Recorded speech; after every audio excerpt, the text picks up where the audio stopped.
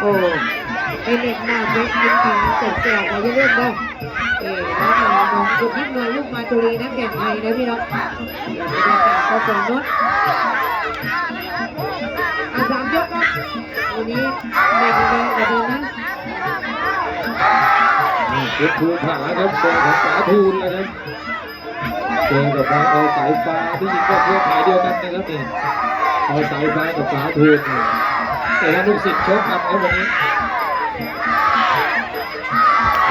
เอากดลงมาตีเขาบอกว่าหัวอย่าต่ำถ้าหัวต่ำนี่จะโดนเข่านะครับ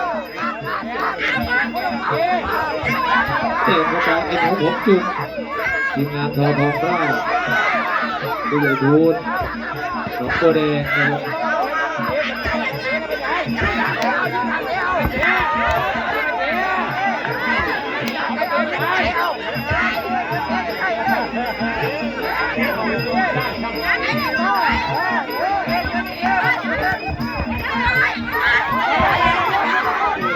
หยดตาฝาตรงนี้มันก็เดี๋ยวนะ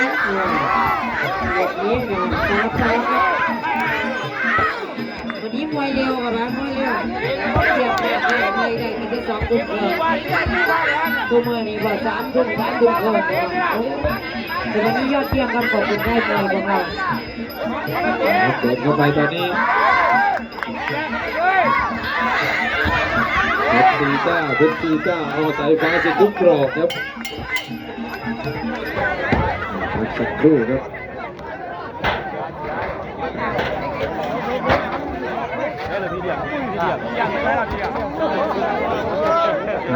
ไปหน้าซื้อเลย3 ยกเลยนะ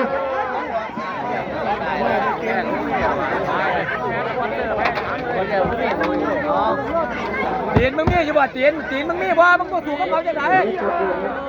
อันกับมันเลยมึงอย่าไปยานตัวต่อตัวอันกับมันเลยอย่าย่านมันแตกไปทุกทีมันจะได้ยินเลยนะแต่คนใจมาบอกมันคือกันก็สิอัดเต็มที่แล้วก่อนเพราะว่า3 ยกมันตัวต่อตัวมึงไปยานให้ยาน3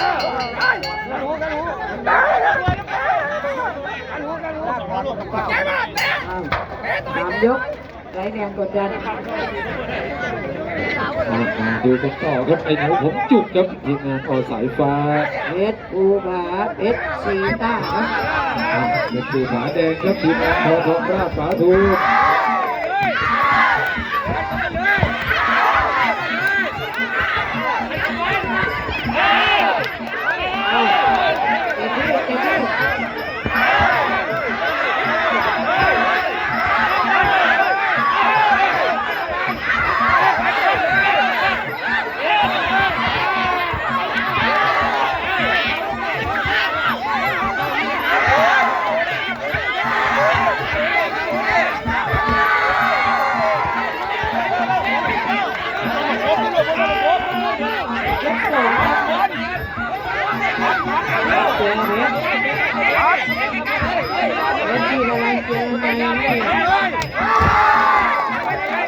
เห็นผู้หาเธอตอนนั้นเธอก็ตีไป